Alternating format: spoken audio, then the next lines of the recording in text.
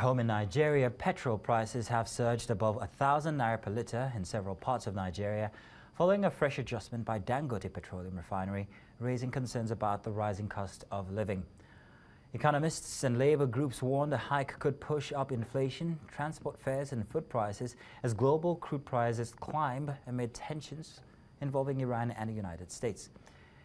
As households and businesses feel the impact, Nigerians are sharing their reaction to the latest increase.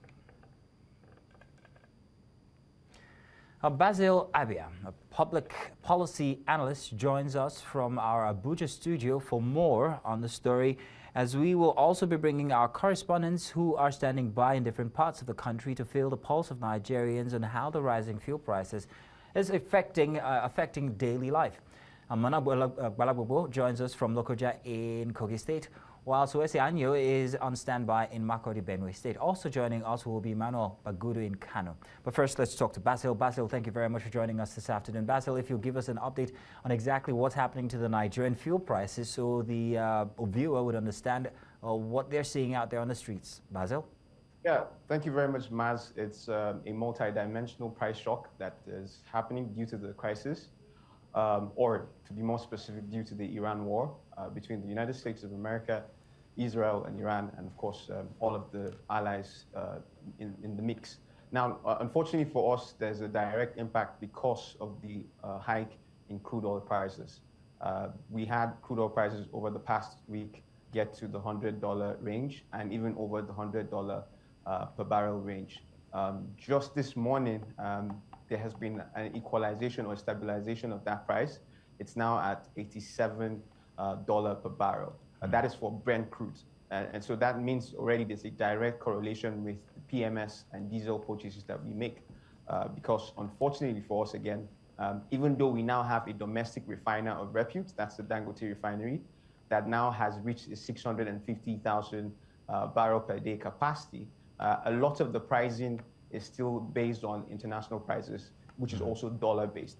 And because of that, that direct price transmission has ensured that price at the gantry has increased. And today, Dangote Refinery announced that price at the gantry for PMS is now roughly around 1,175 naira per litre, and that of diesel is at 1,620 naira per litre. Now, just to give you some context, price at gantry is completely different from what you're going to get from the pump price. So you now have a situation where across board, pump price is between 1,200 naira per litre or even 1,400 naira per litre, depending on where you're buying it from. I just spoke with an Uber driver when I was coming. He dropped me at the studio, and he said he just bought PMS price today.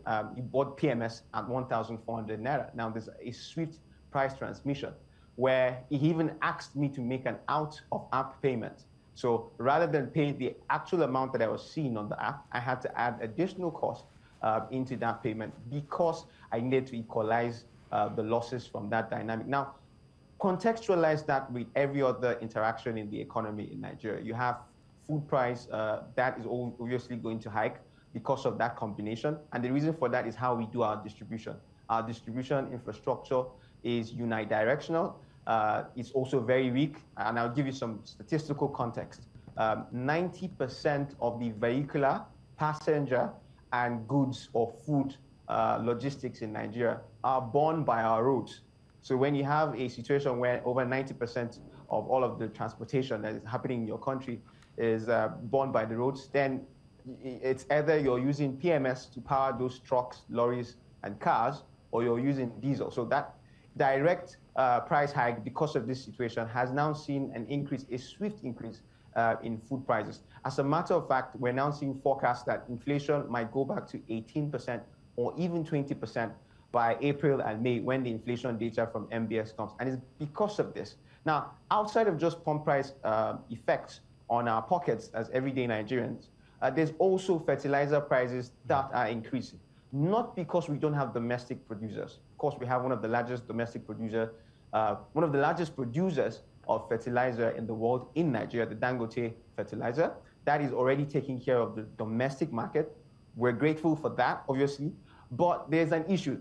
The production is fed by gas feedstock. And as you have noted, with the electricity situation that we have been facing since January, we have had local gas supply constraints, and that has forced the grid to reduce its average production of 5,000 megawatts per day to just under 3,000 megawatts per day. That's why you notice everywhere from Lagos to Ilesha to Abuja to Kano to Yola, there's been a reduction in the hours that we get of electricity from the grid because of this just change. And due to that, again, that gas feedstock being fed by international gas prices, because of this conflict, we're now having an increase in the feedstock costing. So Dangote is having to body and endure this pricing. And what they're now selling for a 50 kg bag is now over 55,000 naira per 50 kg bag. It was just 43,000 naira in January, and as of now, it's selling for 55. So now think of that effect for farmers when farmers have to purchase either the smallholder farmers or the big holder farmers. And that price transmission would obviously tell when we start to buy food during the harvest season. So this is the full story. There are other stories that we can highlight, but in all honesty, the multidimensional price transmission effects of the war is heavily felt right now across Nigeria. We understand that, yes, we do import refined oil, but Dangote isn't importing refined oil. So exactly why is the Dangote prices going up? And how does that affect each state as you go into the hinterlands in Nigeria when it comes to the pricings? As we have seen in Makurdi, it's 100 or rather 1,200 in some parts. And I bet the more you go into Nigeria, it might get even more expensive. But do tell us what these factors are, especially for Dangote. Yeah, so for Dangote, it's a mix of the feedstock as well as the distribution networks for the internal supply of their already refined oil. So first and foremost, the feedstock is obviously crude oil, which is now converted into many byproducts that we come to acquaint ourselves with petroleum. And because the feedstock is divided into both domestic supply and international supply, we don't know what the data is. That's very hard to find, which is always a problem when you're trying to do your forecasting for a new year, which was a problem that we faced at Truva Intelligence. But what we do know is that a significant amount of the feedstock, the crude oil feedstock, it's still imported. And because of that, due to crude oil prices increasing from the $50 per barrel range to over $100 in the last 1 week, and now about $87 per barrel, that obviously has to be computed in their pricing dynamic. Now, that pricing computation also takes into context what they are paying for what we call the war risk insurance premium. So there is a war risk insurance premium on crude tankers and vessels during conflict heavy times. And this is because of the supply dynamic for hydrocarbon products. If you note, of course, the epicenter of the war is around the Strait of Hormuz. The Strait of Hormuz is under the hegemonic control of Iran.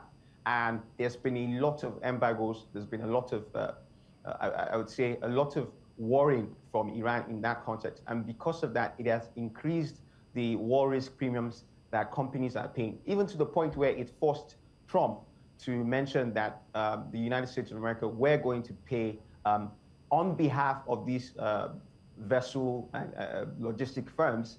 They would pay the premiums on their behalf. We don't know how that's going to happen. Sometimes we're aware, of course, that the White House can play to the gallery whenever they make pronouncements. And the market has not really reacted positively to that announcement. So refiners like Dangote have to incur that cost. Now, on the domestic distribution end, certain cities and certain towns in Nigeria obviously have to endure paying more for PMS and diesel and other byproducts of petroleum than other towns. So if you notice, the Southwest and some parts of the South-South, especially the South-South bordering the Southwest towns, it's a little bit cheaper when you want to buy PMS and diesel compared to the North Central, the Northeast, and the Northwest. That's because we still don't have internal pipelines that can take these refined products to the usual choke points. So we're heavily dependent on tankers to be able to ship these products up north. And you know the quality of our roads, you also know the inadequacy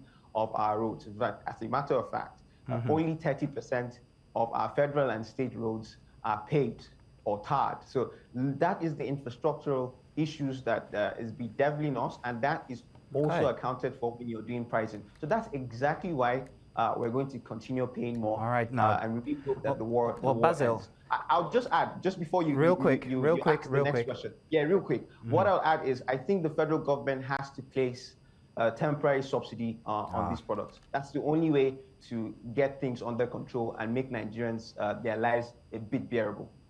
That was going to be my last question, but you've done it again. Thank you very much, Basil, and congratulations. You're now my newest and best energies analyst.